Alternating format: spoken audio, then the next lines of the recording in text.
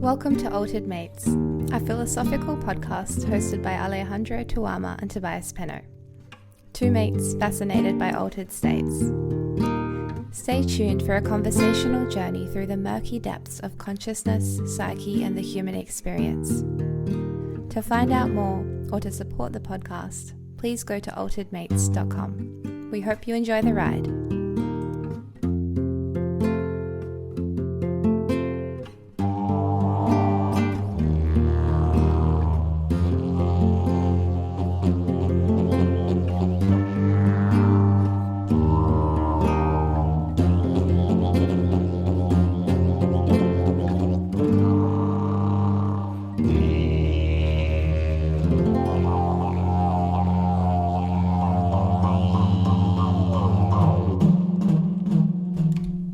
G'day mates, Tobias here, one half of the Altered Mates duo. Now we recorded this episode a little while ago, but I'm making this introduction now in February 2024, and this is something that we're going to be doing from now on as an opportunity for us to share a little bit more about ourselves in the present moment. So for those tuning in for the first time, Altered Mates is a podcast co-produced by myself and Alejandro Tuama, who is a novelist and a teacher of English and psychology. Alejandro published his first book in 2022, which we launched here in Perth, named A Glimpse of Eternity. And this is it's a fictional recounting of a young Australian male's journey to the jungle and all things ayahuasca. I found it to be refreshingly Australiana, fucking hilarious and profound all at the same time. Alejandro is a brother to me, and I love him in this show for his literary knowledge, his wit, and his capacity to make meaning out of my pretty nutty professor attempts at explaining my thoughts. I love just getting in the lab with him, having yarns about models of the world and how psychedelics inform those models, and I hope that you enjoy this too. So, a little bit about me. I'm an academic. I'm a lecturer and an academic in social work and social policy at the University of Western Australia.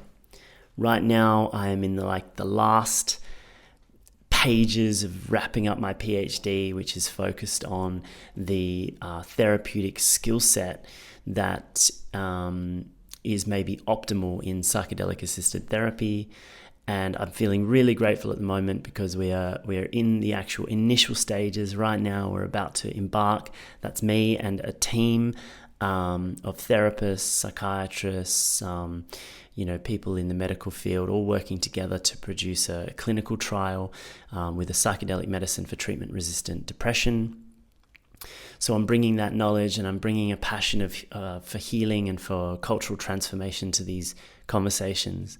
And I want to add, that nowadays, yes, I'm an academic in social work, which is, pretty in the soft science category. But my first degree was in engineering, and my first language really was in science and mathematics, subjects that I still love to this day. And so in all of the discussions that I have, I try to strike a balance between the spectacular and I guess mystical, ineffable nature of psychedelic phenomenology with a groundedness in scientific thinking. Ultimately, in some ways, this podcast is kind of like a grand self-indulgent exercise in psychedelic integration for my own life, or for Alejandro and our lives. Though I of course hope and I intend to share things in a way that might help some of you out there to also make sense of and integrate not just your psychedelic experience for your life, but the psychedelic experience for this culture and for this modern life that we are all in together. So just quickly, I want to give a couple of shout outs, one to Dave, who has been nothing but a constant stream of encouragement for us. Thank you, Dave. As well as to Sean for engaging in a meaningful dialogue with us in the online space. Thank you, Sean. Okay, so today's episode, we are talking about the shadow, that cheeky little bugger inside of us that gets up to no good. And the more you deny it, the greater the pressure builds for it to come to the surface. As the saying goes, what you resist persists. So for those of you not familiar with this concept, the shadow is an idea that was developed by the very well-known Swiss psychologist Carl Jung, and it refers to the unconscious aspects of one's personality that are repressed and thus not integrated into the conscious aspect of the self. So I'm talking about things that maybe we don't know about ourselves, which might actually not necessarily be the best the best parts of us, things that we actually don't like about ourselves, things that we don't want to know about ourselves. This could be something like, the capacity for violence, right? Probably lives within all of us. But there are those of us who have maybe confronted that, integrated it, accepted it, and have a level of control over that. And then there are those of us who might deny the existence of such a violence within themselves and often project it out into the world and look for evil outside. But what Jung's concept of the shadow tells us is that evil lives within all of us. The capacity for darkness and dark behaviors and dark thoughts and feelings live within all of us. And it is this aspect of ourself that we have hidden in the shadow, which of course has a relationship to society and what is considered acceptable or not. This is what Jung has called the shadow, and it is the process of confrontation with the shadow, in which a person faces, integrates and balances the different parts of the psyche. That is an important step in the process of individuation. So in this episode, we're going to explore that. We're going to explore the personal shadow as well as the collective shadow, aspects of our psyche that we as a culture are denying within ourselves collectively. And we're going to do that through exploring our own experiences and our own personal shadow, as well as a bit of the literature out there. Now, Alejandro has brought with him a small library of books for us to get through for this episode. And we get as far as we can. We go through a bit of Jung's concept of the shadow in the original works, as well as the manifestation and the description of the shadow in the classic work of fantasy fiction, A Wizard of Earthsea, written by Ursula Le Guin. So without going any further, that's a wrap for this introduction. Thank you for listening to me so far, and I hope you enjoy the episode. Adios, amigos.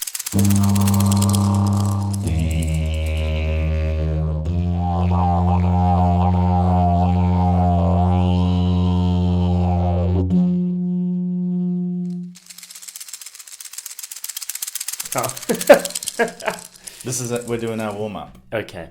But this may well... It may make it. So, you've recently discovered that you actually wrote about the shadow in your dissertation without even knowing it. Yeah. Well, That's how compelling it was. It occurred to me last night as I was preparing for today that this section might relate. And now, just reading it this morning, I'm like, yeah. So what was your dissertation? My dissertation is called How Ayahuasca Offers Psychosocial Well-Being, and it's a bit of like an analysis of the literature looking for the underlying psychological mechanisms that explain how it helps people, like why it's healing. How ayahuasca helps people. Yeah. And one of the themes that I came up with was ayahuasca reveals the truth in quote unquote, yeah. And it's I was definitely not referring to some kind of objective truth. It was more like truth telling about yourself. And so in the opening line, I write, we all lie to ourselves. We deny aspects of ourselves and aspects of our reality, consciously or unconsciously ignoring those things too difficult to face up to, process, or integrate into our waking consciousness. The capacity to catalyze the process of facing up to these truths is an important part of the perceived process of healing with ayahuasca. And yeah, I mean, that contains many themes like that we're going to talk about today, this idea of processing or integrating these things into our waking consciousness. And I guess the fact that I wrote that in that way without having really read Jung's work of the shadow shows how much his work has seeped into, pop psychology or pop language understanding of ourselves and things like that. Well, that's one way of looking at it, or the idea that that's just further evidence that what he's talking about is legit. Yeah. That it's just like intuitive. Yes. Because he would argue, I feel like I can say what he would, Yeah, you can speak for Jung. He'd argue that he didn't come up with it, he discovered it. Yes. You know what I mean? Yeah, he didn't create the model, he found. Yes. He allowed that which is the truth or nature to reveal itself. And I don't think he'd say that he was the first guy to do it. He just kind of articulated it in a particular way, but it's contained within myth since the dawn of time. For those of you listening, if we actually include this part, just for the record, Alejandro has 6 different books all about Jung and the shadow sitting in front of us today. So, well, 3 of them, prepare yourselves. 3 of them are about Jung. I said before that I felt like a librarian showing off the new books in the library. Yeah, so I've got 3 novels and 3 books. 2 actually by Jung, The Archetypes and the Collective Unconscious, which is a beautiful book that I found at Elizabeth's secondhand bookstore. Just a chance encounter with a bookstore. This is what's possible when you go to a bookstore. Was it really chance? Well, no, I think it was a synchronicity. Yeah. A subject for a later conversation, perhaps. I think we'll have to. And then I've got Jung, Memories, Dreams, Reflections. Uh-huh. This particular copy is from South America. Ooh. I found this in a bookstore when I was in Cusco, and I was just about to embark upon my first ayahuasca experience. How fitting. Yeah, how appropriate to have this with me when I went on that journey. Yeah, even though Jung, by the sounds of it, was a little bit not that keen on psychedelics. Yeah, I haven't found anything to suggest he was using it, but I think he falls into that category of guys who do it without, as in like he had access to the realm, whatever that place is, and he didn't use psychedelics to get there. Yeah, and I think he felt perhaps, I think he did feel that they were probably a little bit treacherous and more likely to, because his whole method was like, how can we integrate in a way that means that we don't get overwhelmed or overcome or have psychotic reactions. And I think he kind of saw psychedelics as a bit too risque. And probably for him, because he really did have like a kind of a psychosis period and underwent a breakdown that was not through psychedelics, but perhaps through his... he had like incredible dream recall, the ability, which is something that comes out when you read Memories, Dreams, Reflections, that he remembers his dreams from when he was like a kid. Like, I don't remember my dreams from yesterday. Yeah. But he has this incredible access to the unconscious. And so maybe like Jung on psychedelics would be too much. Yeah. I think that's his take on it. But I think I reckon that perhaps if he knew what we knew today, he might be convinced that they could have some value for the integration process or the transcendent function. Did you come across that? No, what's that? It's I think it's Jung's words to describe that process of like the fundamental task of integration, bringing the unconscious material into a constructive relationship with the conscious, so that you have more psychological wholeness or balance. It's the method as well as the process of integrating the unconscious into the conscious. So, anyway, the transcendent function. I couldn't help but think this is so dumb, but the continuum transfunctioner.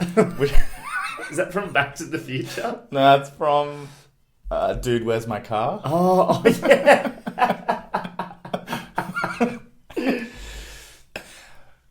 Yeah, and there's like the sexy Euro dude aliens who wear leather sleeveless tops or something, and then there's the hot chicks. We're like, we're hot chicks. Yes, you are.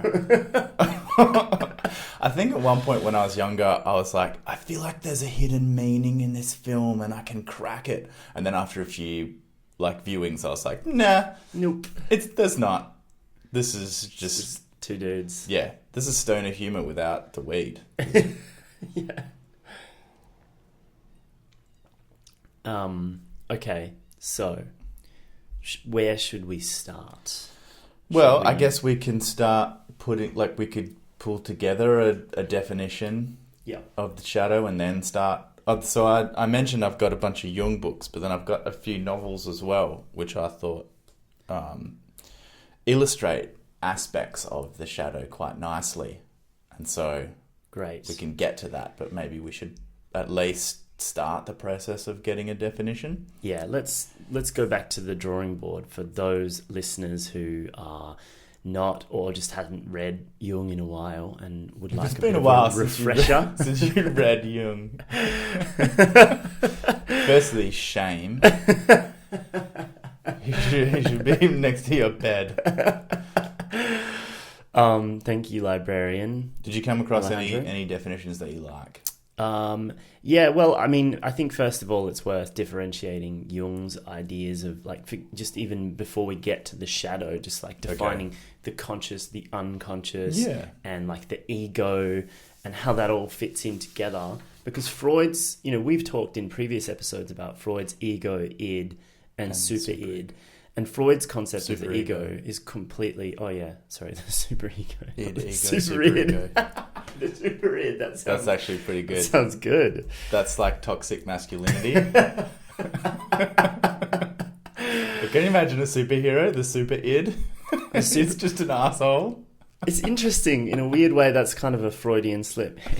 Because the super id kind of alludes to a collective unconscious, which Freud didn't really buy into, but Jung did. Yeah. And that's the first defining feature, I think, of Jung's. I think that actually is pretty good. Yeah, yeah. This is what's possible. And then I think secondly, Freud's ego was more like the balancing mechanism between the id and the superego. That's right. Whereas Jung was much more like the ego was defined as the commander-in-chief, the center of your field. I think, the center of the field of consciousness, which contains our conscious awareness of existing and a continuing sense of personal identity. Yeah, he called it the commander-in-chief. And I think that the conscious bit is super important. That it's that is what we are aware of. That's what we are conscious of. Is the ego, and the persona. Yeah, which is the mask or one of the masks that we put on to interact with the world. So we're aware of these, and then out of our awareness, in the unconscious that we are not conscious of, that's where the archetypes are, and the shadow is one of those archetypes. Yes. What is an archetype? I guess they're common patterns of... it's pretty hard to... I haven't really cracked exactly what he meant by it, but I think a pattern is the idea, and it seems that it's a pattern that humans are born with or with access to, that we have, that they're common patterns or I don't want to say pathways. They're they kind of form the structure of the unconscious substrate. They're the common patterns, which we often represent as symbols, but I'm pretty sure we've talked about this before, that Jung was they are not their symbols. They're useful representations, but the archetypes are deeper than that and more... I think they appear to us as symbols, or they appear to us in a symbolic fashion, but to suggest that they are those symbols is making a mistake. Yeah. And to suggest that like, so like I think there's a mother archetype perhaps. Yeah. So it's like when we're an infant, there's already a pathway that, or a pattern that we're looking for out in the world to match up with the archetype of the mother, and then so that we can bond. Yes. To her. Yeah. And if we don't bond, if we don't get a good mother, we would like try to bond to something else. Yeah. Yeah. Okay. So Freud had his kind of id, superego, id, and ego, and then Jung's kind of got more like ego sits on a spectrum of consciousness, where ego is like what you're super conscious of, and that's your sense of self and stuff, and then kind of moving away from that, you get further into the unconscious, the personal unconscious, and then into the collective unconscious, which is where these archetypes are, and one of those is the shadow. Yeah, and I'm even, just trying to imagine like what this collective unconscious is, and I wonder how much overlap there is between that and just what we would call like the imaginal realm, or that's the imagination, like the human imagination. Like, is it just where that's where all the myths. And I think like there's a lot of overlap between mythology and gods and the collective unconscious. Yeah. Like that's where they live. Yeah. Yeah, I think so. I think Jung described it as something like an unceasing stream, or perhaps ocean of images and figures which drift into consciousness in our dreams or in abnormal states of mind. And I think it's also worth clarifying that the distinction between the personal unconscious and the collective unconscious is probably not a true distinction, or like those two are not clearly separated. They're kind of quite enmeshed with each other. Yeah. I read there was a paper by Mary Williams. I don't know if she's connected to James Williams or not, but it's called The Indivisibility of the Personal and Collective Unconscious. And in it, she argues that they, even though we can distinguish them intellectually, they are completely inseparable, and just asks you to consider, for example, that the archetypes of the collective unconscious remain only inherited psychological patterns until they are manifested in personal experience. And so those two are kind of like weaving with each other from the get-go. Mm-hmm. And there isn't that sharp distinction between them. Well, I wonder, but I think there's other things in the unconscious that we could suggest are personal. So like if we're running around as a kid and have some kind of traumatic experience that we repress, and we push the memory of that experience into our unconscious, so we take it out of conscious awareness, we push it into the unconscious, then that's like something personal, as in it like happened to that individual, and it's, rather than something that's been inherited biologically. Yes, you're right. So there are some things which you can kind of point your finger at and go, yeah, that's the personal unconscious. However, I think that it's right that it's like they're existing in the same like body of water. Yes, and and that maybe just on like the surface of the water is the personal unconscious. Yes, and the deeper down you dive, the more it gets into collective spaces. Yeah, I think that's a useful way of thinking about it, and I think there are some spaces where they just kind of meld into each other a little bit, and that's where I think I probably have some personal archetypes, right, which exist in my psyche. Like, you talked about the archetype of the mother. We were probably both born with the pure, kind of unadulterated version of the mother archetype, and even that's probably not quite true, because we have independent genetics and etc. and a different inheritance. But mine's more better. Unadulterated. What does that mean? What? Tell me about your mother archetype. My mum's so much purer.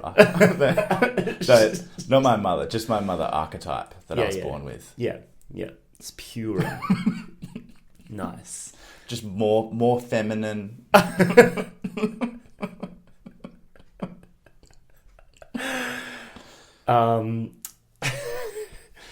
So what was I saying? Oh yeah, and then of course, as we independently grow up, we each then had life experiences. We actually had a real mother who then transformed that collective unconscious into a more personal one. And so, yeah, and I mean, I can't say that I understand what's actually happening in the background of my mind, but there's a constant dialogue between those two. Well, that's kind of like what you were just saying. I can't remember the writer who said that, like, the archetypes exist in this kind of, like, I'm using the word like soup. They exist down the bottom of the ocean. They haven't taken form yet. And then as soon as we are born and actually encounter our mother, then it goes from, it moves up from the depths into, and takes and manifests. Yes. And then becomes like concrete in our minds, and then it's our personal worldview. Kind of, So anything that we actually experience of our unconscious is kind of pretty inherently the personal unconscious, but it points to a collective, maybe somewhere in the depths. Okay, all right. So I was just thinking, groundwork. Another image. Maybe we're doing it to death, but I was just watching this documentary about great rivers of the world, and it was the Amazon. And when the Amazon joins the ocean, and so I just had that image of like the fresh water rushing down from wherever the source, and then it joins the salt water, and there's this zone where it's all like swirling and mixing around. So I was kind of imagining like. And do you know what's cool about that?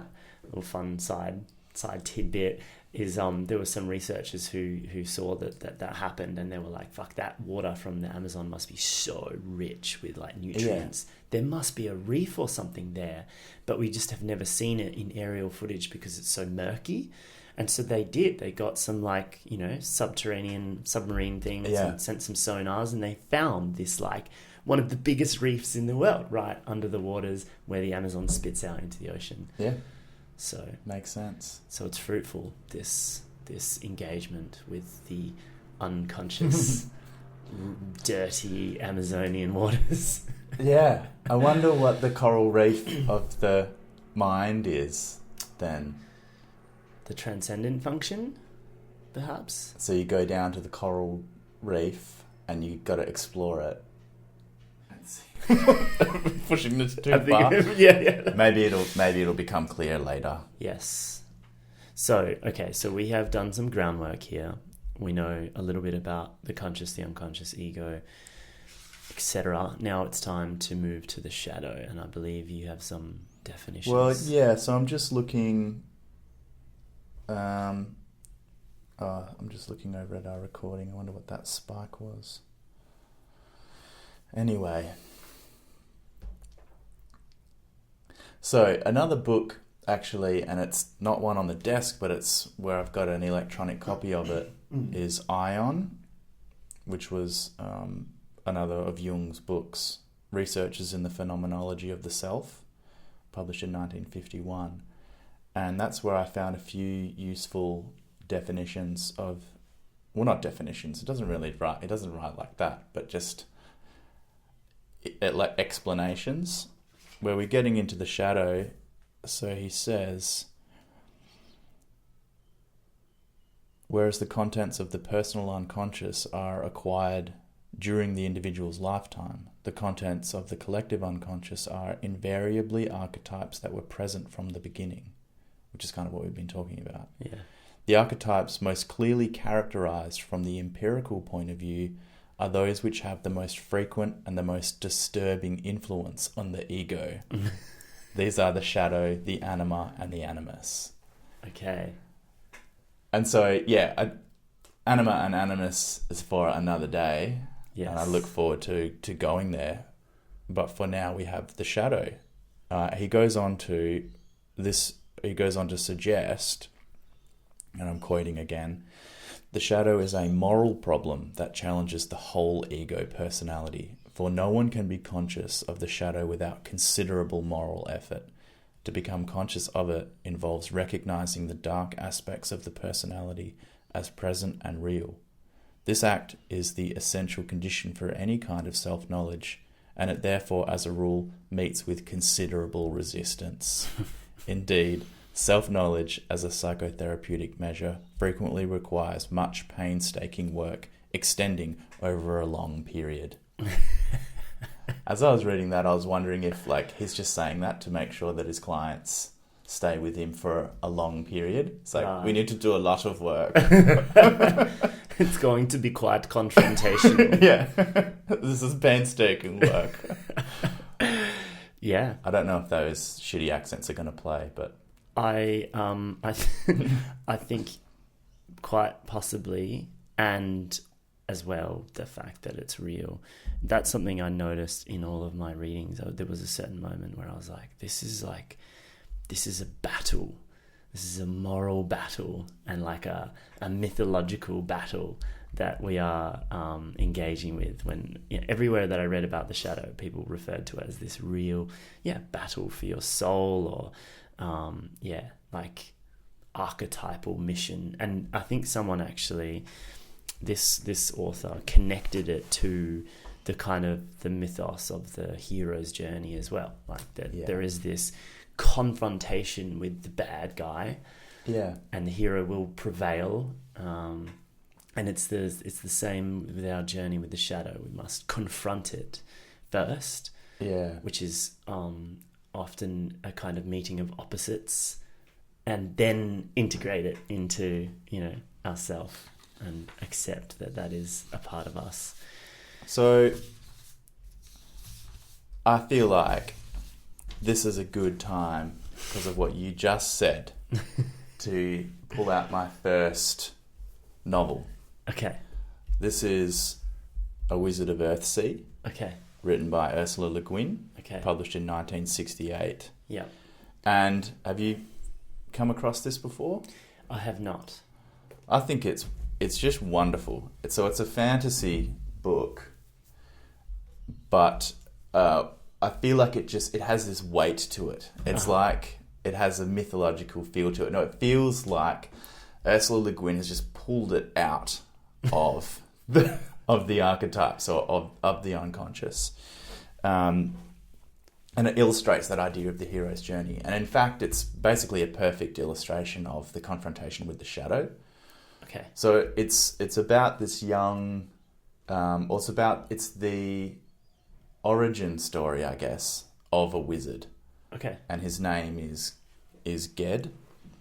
And in subsequent books, we see him as like older, established wizard, head of the wizard school. But this covers when he's a young boy. And it's not often that we get that story. I'm thinking like Gandalf, and we wonder I wonder what, especially with Gandalf, it's like, was he ever like a boy? Yeah. Or was he always was he in his form? Is he an archetype? Yeah. Like he's just the old wizard? Like that's just... I'm just thinking of the latest series, the Ring of Power, where the wizard just like appeared. He was like a meteor that just appeared and emerged as a fully grown man, and Ta-da! He's kind of like a child, and he's like, maybe that is how Gandalf was born. Yeah, I think that's... Yeah, he was just shut down. Just always was. An old grey dude. But I think that, I don't want to go too much into Lord of the Rings, because I'm not an expert, but I kind of think that may be a reality of the wizards, that they are almost like supernatural beings that come from a different space. Yeah. Yeah, that it's not like they were humans who like grew up in Middle Earth. I think they came from somewhere else. Yeah. And almost like they were shut down. Yeah. Yeah, makes sense. Okay. But anyway, in this one. So what happened, just to give a little bit of background, so it takes place on this series of islands called Earthsea. It's almost like a Mediterranean kind of location. Centers on this young guy called Ged, and of him growing up. When he's a young kid, he displays this like natural inclination for magic, He grows up in this little village, and there's a raiding party of, I think they're called Kargs. They're like everyone in the world of Earthsea is pretty peaceful, but these are like the annoying guys, these raider warrior type. They come over to raid his village, and he, as a young boy, is able to manipulate the clouds or manipulate this fog so that it covers over the raiders, and so they can't see where to go, and his village is saved. So it's like, that's how magic kind of exists, or magic exists in a few ways in this world, but it's like that. It's not like, it isn't like fire, laser, like fireballs out of his asshole. It's like just subtly manipulating the weather in order to save his community. And so, he displays this kind of natural inclination for magic. Yeah. And then he goes to, there's like an old, experienced wizard kind of guy close to him called Ogion, I think it is.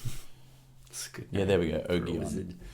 I am Ogion. Yeah, and he's like, I will teach you the way. But he's like very slow and gets like, he's very impatient, and so he wants to get all the knowledge and like know all the cool stuff. The classic wizard and their apprentice issue. Yeah. And so you are not ready. Exactly, that's what it is. You're not ready. Yeah. And Ged finds one of his old secret books, and like he wants to learn this spell. And yeah, like I can't remember exactly, like it's to summon something. And Ogion's like, no. Yeah. Very dangerous, don't do this. And Ged's like, oh God, I just want to learn magic. Stop being such a boring... Yeah, so he goes to a wizard school. Uh-huh. So this is pre-Harry Potter Hogwarts, where he goes to a wizard school. And when he goes there, he has this conflict with this other young guy, Jasper. Fucking Jasper. Jasper, yeah.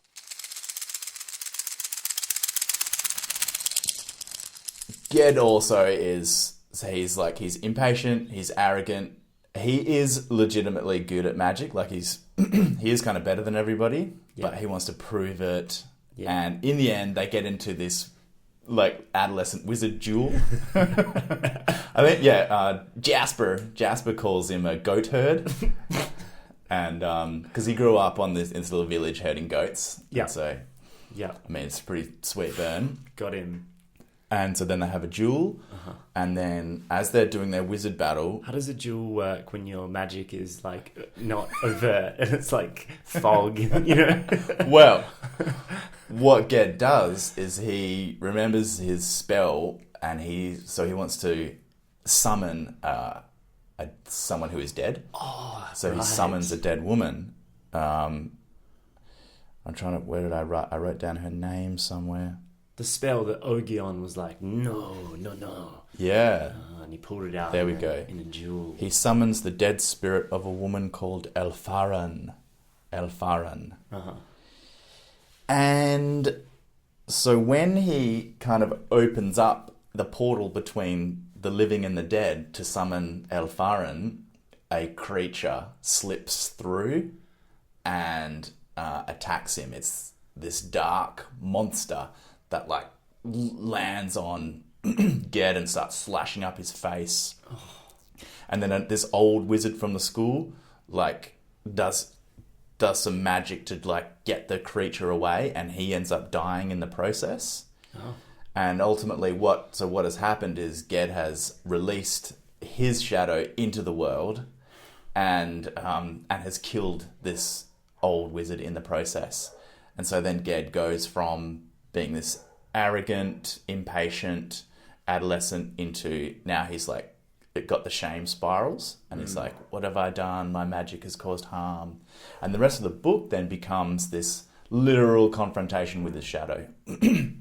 So he spends a lot of the time basically trying to outrun it. He's running away from the shadow because it's haunting him. It chases him everywhere. He can't escape from it. He literally like sails around the world. Gets into a bunch of adventures, but can't get rid of the shadow until the end, when he realizes what he needs to do. And that's the facing the shadow. And I did want to read just a little bit of the ending.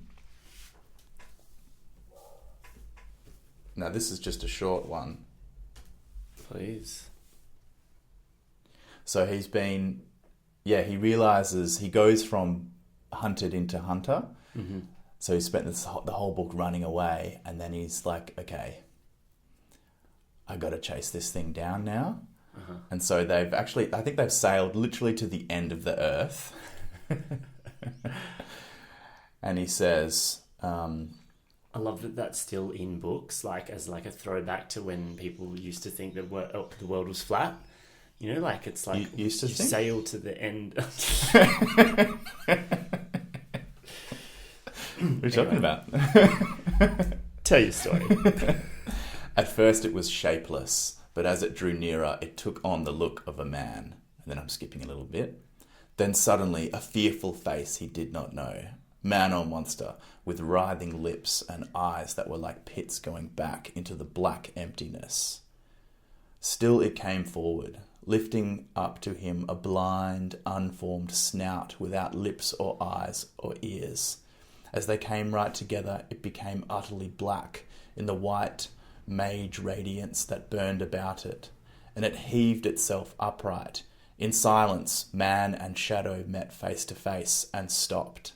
Aloud and clearly, breaking that old silence, Ged spoke the shadow's name, and in the same moment the shadow spoke without lips or tongue, saying the same word, Ged, and the two voices were one voice. Ged reached out his hands, dropping his staff, and he took hold of his shadow, of the black self that reached out to him. Light and darkness met and joined and were one. Yeah, it's brilliant, isn't it? It's brilliant. And just over a couple of pages, he just reflects. So he says to his mate, Estariol, he said, look, it is done, it is over. He laughed. The wound is healed, he said. I am whole, I am free. Then he bent over and hid his face in his arms, weeping like a boy. Wow. So, like, I didn't go into so that names have a real importance in Wizard of Earthsea, that you have, like, a true name that you don't basically tell anybody. Yes. And Ged shares his true name with his mate, Estariol, there. Yeah. But so, like, that adds the significance of him naming his shadow and the shadow naming him, and it's one voice and it's Ged. That's him, realising. Yes. It's like that's it. This is what we're here for. This is the purpose, what we're aiming for in our process, with psychedelics or without them, in our kind of Jungian journey. I love the way they depict the shadow, this like gnarly monster. It's epic. It's just and actually Le Guin herself. This is a quote that I found where she talks about fantasy. She says, in serious fantasy, the battle is moral or internal. To do good, heroes must know or learn that the, quote, axis of evil is within them. Yeah. Yeah, and so that what we get in a lot of like mythology or fantasy or that kind of thing is the hero going out and slaying the dragon or the dark one or the evil lord. Yeah. Yes. But realizing that this is actually an internal struggle. Yeah. And that it's to face the darkness within. Yeah, that's it. I like the way that that Scott talks about it in his book Confrontation with the Unconscious, which is the main text that I read for our conversation. He says, we can now come to the transformative potential of this mysteriously ambivalent figures like the devil, which represent the paradoxical potential of the self's dark side to heal as well as destroy. We can think of these dark archetypal figures as representing what I call diabolical forces of transformation. I like that last bit, diabolical forces of transformation. Like even these gnarly monsters have this really incredible potential for transformation. almost the gnarlier, the more potential they have. Yeah, then you have the diabolical potential. Yes. Yeah, and it seems like the more you repress, the more you push away, the more you reject, the kind of more heavily loaded that unconscious becomes. And I guess that also, presents that risk that you could become overwhelmed by it. But that's another conversation. Okay. So, yeah, just reflecting on the end of that, we have like an action releasing the shadow in A Wizard of Earthsea. So we get, so his shadow is building in the background as Ged is like in his arrogance and his foolishness and his pride, his wanting to act. He has a strong will, and his shadow is kind of growing. Yes. And then it's through his action of making this shitty decision. Yeah. That, I'm going to summon the dead. I'm going to open a portal between this world and the next. Yeah. And through that action, the creature comes out into the world, like manifests. Yes. So I was trying to think of like other examples of that happening. I do have, and I don't know if this is a curious example. I've taken this one from this little mini Jung graphic guide. Yeah. Which is a cute little book. And in there they talk about like World War II. And there's a bit on the Nazis, which I think is interesting, but maybe I'll get to that later. But they talk about the action of the US creating the atomic bomb, and that so Oppenheimer described the atom bomb blast as brighter than 1,000 suns. And so what this book suggests, they say that the atomic physicists in the USA had won the race against Nazi Germany to, quote, split the atom. But this scientific achievement that was, quote, brighter than 1,000 suns means we now live with the darkest shadow humanity has ever known. And so there's one action of splitting the atom and creating the bomb, and a moment of brilliant light as this, of 1,000 suns harnessing the power of the universe. Like, look what we've done. But then it casts this shadow over the whole of humanity and human history. And we still live with this shadow. That's like, and I was thinking what it is, that it's like, well, it's realizing what we can do to other human beings, and realizing that we also have the power and perhaps the will to destroy all of humanity. Yeah. And now we live with that. Yeah, now we have to live with that. The chronic Cold War. I think something worth discussing, actually, there's a little side thought that I just had, which is just something about like the internet and the sort of like conscious and shadow aspects of the internet, and the fact that we've got the social media, which is our kind of like persona, amplified even more so because it's so easy to create those distinctions. And then there's like this dark web, and I wonder, is the dark web the shadow of the internet? That's just a little side thought. Let's not get into that.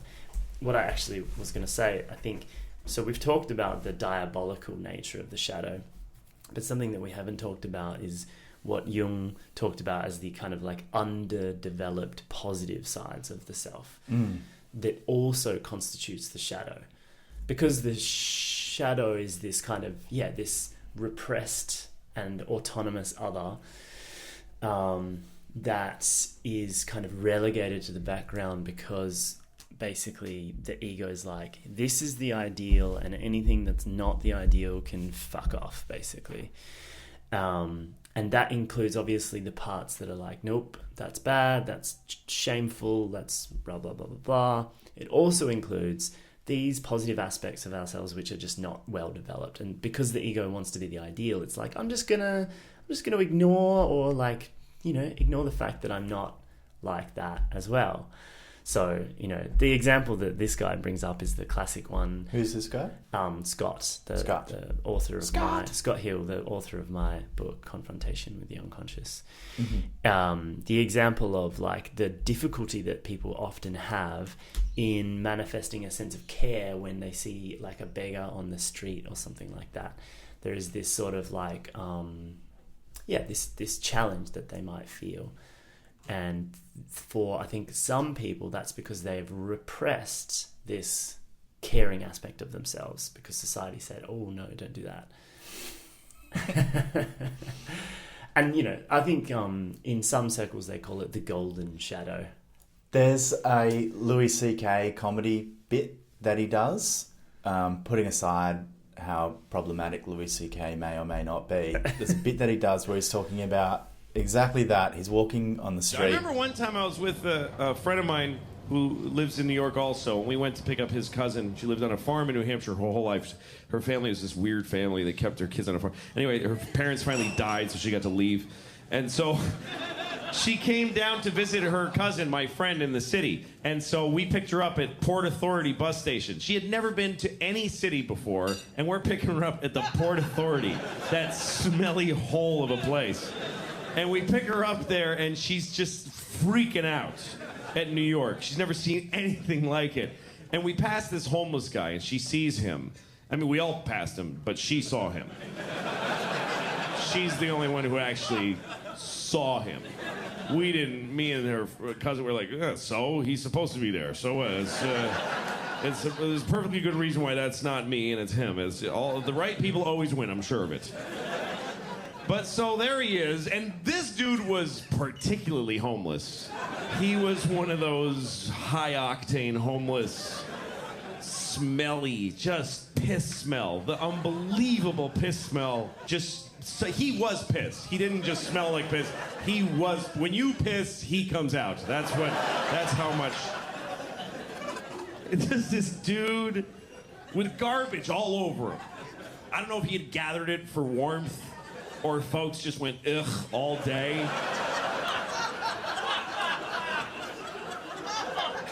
And he had dreadlocks.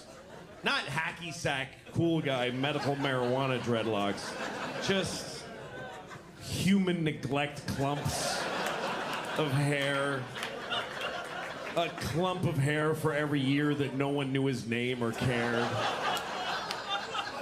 Yeah, that's what you've been laughing at for the last 10 minutes. That's how bad it was. And again, me and my friend were just like, meh. His cousin immediately just she's like, oh my God, she takes a knee. That's how, I'm not even taking a real knee now. That's how little I give a shit about the guy. He's not even here and I'm still like, yeah, it's close enough. She goes, oh my God, sir, are you okay? What happened? What happened? America happened. What do you mean, what happened? So she's down there, sir, can we call someone? And me and my friend, we're from New York, this is the crazy part. We immediately go to her, oh, no, honey, don't, We start correcting her behavior like she's doing something wrong. She's like, why, is he okay? No, he needs you desperately. That's not the point. We just don't do that here. You go, silly country girl.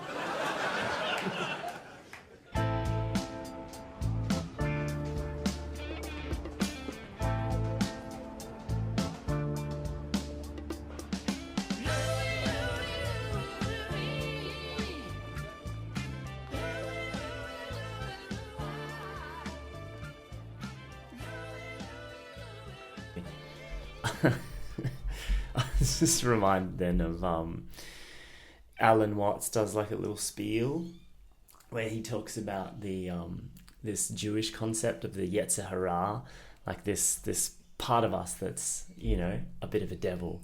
But he does it with such a humorous manner, and he calls it the irreducible element of rascality. I don't know if he's like exactly meaning the shadow, but he's kind of like taking this humorous approach of like actually to be the best version of yourself, you really just have to have this kind of loving and kind of humorous relationship with the fact that, yeah, you have some shadowy parts of yourself. And I really like that. I've heard him talk before about that idea of wholeness. Yeah, and so that's, that idea of like the true, or like a complete person, a whole person, individuated person is going to have the elements of rascality to them as well. Because they don't deny those parts. And then I've heard him talk before about holy people as being holy because they're whole. Yeah. And that's why you get the Zen master that's also like a bit of like a trickster, bully, that kind of thing. Yeah. Or the gurus that are, because they, they embrace their whole self. And there's something trustworthy about that. You know, and he talks about it's the people who are the do-gooders, the people who are pretending like they really are the saviors that are actually the real, troublemakers in the world. Well, this reminds me, I was just reading about Christianity. Yeah, well, and that Jung suggests, and I didn't have the time or will to fact check this, but the idea that in early Christian mysticism, Christ as the figure was more whole and actually encompassed both the light and the dark. Yeah, and so it was more of that kind of that holy figure. Yes. And that it was only later when the church decided to get rid of all the dark bits and make him just the light. Yes. To make him just this perfect image of a man in a perfect image of a good God. Yes. But that action, in a sense, created the devil.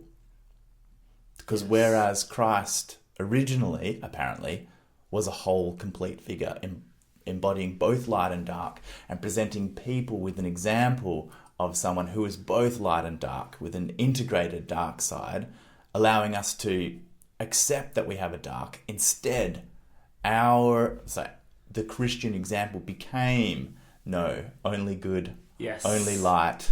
Yes. Which of course pushes all the devil. It casts the shadow, pushes the devil into the dark, and we deny it. Yes. And then it rears its head. And now I'm just fucking speculating wildly, but think of all the horrors committed by the church, by the Catholic Church, like the just the genocide of the New World. In the name of good. In the name of good, because the dark was in the shadow. Yeah. And so it was projected outwards. That's exact. It was projected onto the, quote, savage people of the New World. Yes. They're bad. They're the devil heathens. So it's actually okay. We can kill all of them. Yeah. In the name of the Lord. Yes. The real troublemakers. Yeah. It's interesting to think about because Christianity has been around for a fucking long time now, and it's sort of like it's it's not fully in the depths of the collective unconscious. It's sort of somewhere in a middle ground, like a cultural unconscious. Yeah. That we as Westerners have inherited, even if we don't subscribe to Christianity. I was taught, I went to church every week for a while there, and so it's it's in there. Yes. Well, I wonder if just like deep enough it is accessing elements of the archetypes, and it's just they're manifesting into the world. So maybe this, like the complete Christ is an archetype of, I don't know, the integrated human or something like that. Yeah. Yeah. And then the Christ human that we've been sold is the classic sort of savior complex. Yeah. Yeah. It's bullshit. I mean, I just another Messiah complex. I really like that. And that psychedelics really do, they bring that out in people sometimes, that Messiah complex. Yeah. I like that image of the church denying the dark, casting it into the shadow, projecting it out onto everyone. Well, the new world. Yeah. And then you could argue that's what a lot of like the European powers did when they were colonizing the rest of the world. This book, the Jung Graphic Guide, where they talk about that Oppenheimer and the bomb, also talk about the Nazis, and that if you take like a look at that with a Jungian lens, you could say that the Nazis had an inflated ego and a sense of the pure Aryan race, and then that cast a shadow, or they projected the shadow onto the Jewish people of Europe. And so, yeah, and that's how they were able to commit all those atrocities and destroy them. Yeah, it makes sense. Yeah. It makes sense. Okay, so I have a story that I think is an entertaining one to share. And it's a short one. It's Timothy Leary's first experience with LSD. Okay. First ever. And this is his recounting of that first experience. Before this, he'd done apparently hundreds of psilocybin journeys, but this is the first time he had a journey with LSD. And in it, he claims he had an encounter with the shadow. So, where did you get this from? This is from the book, Scott Hill's book, Confrontation with the Unconscious, and this is where he gets into the relationship between the shadow and psychedelics. Mm-hmm. Okay. This experience is, of course, endless and indescribable. After several billion years, I found myself on my feet, moving through a puppet show. Where does Timothy Leary belong in this dance of illusion? I thought of my kids and walked somehow upstairs to the second floor landing and opened the door to my daughter's room. Susan was sitting in bed, the classic 13-year-old with her hair up in curlers, frowning in concentration at the school book on her lap, while rock and roll music blasted through the room. It was Saturday evening, post-cover Americana. The puppet doll teenager glanced up. "Hi, Dad." She was biting a pencil and looking at the book. I slumped against the wall, looking with amazement at this marionette stranger from Assembly Line America. She glanced up quickly again. "Hi, Dad. What would you like for Christmas?" She went on biting the pencil, frowning at the book, waving slightly at the beat of the music. In a minute, she looked up again. "Hi, Dad. I love you." A shock of terror convulsed me. This was my daughter, and this was the father-daughter game. A shallow, superficial, stereotype, meaningless exchange of "Hi, Dad." "Hi, Sue." "How are you, Dad? How's school? What do you want for Christmas? Have you done your homework?" The plastic doll father and the plastic doll daughter, both mounted on little wheels, rolling by each other around and around on fixed tracks. A complete vulgarization of the real situation. Two incredibly complex trillion cell clusters rooted in an eternity of evolution, sharing for a flicker this space-time coordinate, and offered this rare chance to merge souls and bring out the divinity in the other, but desiccated and deadened into "Hi, Dad. Hi, Susan" squeaks. I look at her beseechingly, straining for real contact. I was stunned with guilt. With microscopic clarity, I saw the egocentricity, the sham of my devoted father routine. Is it too late? Can I come back? Glorify this rare, trembling opportunity? I turned and slowly walked downstairs.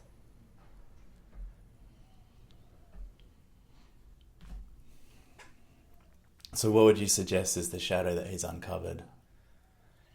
The fakeness, the superficiality of his whole, like, he's uncovered this kind of almost routinized game that he plays of being dad. That's not real. It's plastic. It's dull. It's fake. Well, it's almost like that's the persona that he has. Like, he's constructed a dad persona, and then he's looking at the persona and being like, "Oh, this is just a sham. This is just a mask. This is a shallow representation of something." You're right. Is this really a confrontation with the shadow, or is this more like a revelation of the unconscious, which is the way in which he engages with his daughter is it's a program. It's a preset program that he's inherited. So he talked a lot about games, the games that we play, and that was a big thing, I think, back in the day, like that kind of game theory. Yeah, and just looking how much of what we do is like pre-programmed. And then I guess, he's realising, he's like, oh shit, I do that with my family. I do it with my daughter. I'm playing the Timothy Leary as a dad game. And what the psychedelic experience allowed him to do was to transcend the conscious ego, so he can look down at the persona, be like, oh. Yeah, that's right. And also, I think perhaps a part of this is also the revelation of an undeveloped part of himself. Like, obviously, there is a part of him that wants this super deep trillion cell cluster, really divine relationship with his daughter, and has the capacity for that, but that has just not happened yet. And he's been ignorant up until this point of the fact that he hasn't moved on that and hasn't actually developed that. I think that's the shadow. Yeah. That's where he's realising, yes, that there's a yearning. And I relate to that, because when I was trying to think, where you brought up that example of how the shadow is not always this dark thing but can be positive, I had a similar revelation about myself and teaching, which is I'm teaching high school kids, where I have a nurturing drive that and that was formerly in the shadow, that I didn't realise, or I hadn't acknowledged that that's actually a part of me, that I do want to help young people and help them grow and help them develop and show them how to learn, and I'm interested in their lives and that kind of thing. Yeah, so it was that realisation that, you know what, that's a part of me, and I don't have to be like a hardcore dude all the time. I am also allowed to have this side, the soft side. Yeah. Yes. Makes sense. Yeah. And especially in Australia, that sort of nurturing side of the man is not particularly celebrated. And so, I guess that's part of our cultural shadow, is male nurture. Yeah. The repression of male nurturing side. Yep. Yeah. Interesting. The experiences that I can think of, there's only one main experience that I have of the shadow, which was that first Aya experience where I was confronted with the poor little victim me, the victim part that was just a bit hard done by in the world. Mm-hmm. And it was not conscious that I had that kind of operation in my life. Okay. Until that experience where I was just like, here, this is what you sound like. This is who you are. And I kind of looked at myself and I was like, oh, you're a little bitch. But so you're suggesting, that unconsciously you were feeling like a victim. Yeah. Not aware of it, and then with the medicine we were able to reflect and be like, hey, you're feeling like a victim. Yeah. So then you're casting light on that. Yes. Then you can do something about it. That's right. And in this case, it was like that part of me died. It was just just gone, excised sacrifice from the system. You want to be a victim? Die. Yeah. Yeah. Well, and I guess maybe it wasn't, because I've always struggled with this, because it was like, I don't know, can you really kill a part of yourself? But I guess if, it's like what people describe when they confront the shadow and then they merge with it. Yeah. And then it's like it's not there anymore because it's not a separate thing. It's integrated. So well, maybe it's like Ged from The Wizard. Yeah. He doesn't kill the creature at the end. Yeah, he doesn't chop its head off. He hugs it. Yeah. It becomes part of him. Yeah. And maybe that's what happened for me, which felt like part of me was dead or killed. Or destroyed, but actually it was just subsumed into me. And just it's accepted. Sometimes I can be a bit of a victim, and that's part of human nature, and that's okay. But instead of it being a monster in the depths that creates havoc in your life, when you shine the torch on it, all of a sudden, I'm imagining like the classic cat in a dark alley, and it casts this shadow up onto the wall, and it's this massive monstrous figure, and then you just put a torch on the cat and you say, oh, it's just a little kitty cat. Yeah. And Yes. so this monster that was swirling around, this all of a sudden you shine the light on it, and it's just this little baby Tobias, like, yeah, life's hard. And then you can like give him a hug, and then you can move on. Yes. That is something. It's so interesting that you brought that up, because you know how I mentioned earlier that in my ayahuasca dissertation that I mentioned there was a chapter called Ayahuasca Revealing the Truth. Yeah. And I just remembered that there was a really important part of that, which was like, yeah, exactly what you described, that people have often this part of themselves that they feel is quite ugly or to be ashamed of. And whilst that part of them remains unseen and avoided, which is what we typically do, Yeah. because we've avoided it and we haven't looked at it, it's in the dark. It's like we've constructed this terrible and horrible like imagery or narrative of what it is. And then when people have these experiences with ayahuasca, and ayahuasca just kind of brings this thing right in front of their face and shows them what it is, it's a little bit confronting, but then at the same time it's like, oh, it's not that bad. It's like, if you think you're a bad person, you know, you've got this horrible self sort of image of who you really are, and then the confrontation happens, and then you can kind of like, you look at yourself and you're just like, oh yeah, like I can be a bit of a dick sometimes, but it's okay. That's it. Yeah. That's all it is. I'm not this horrible monster.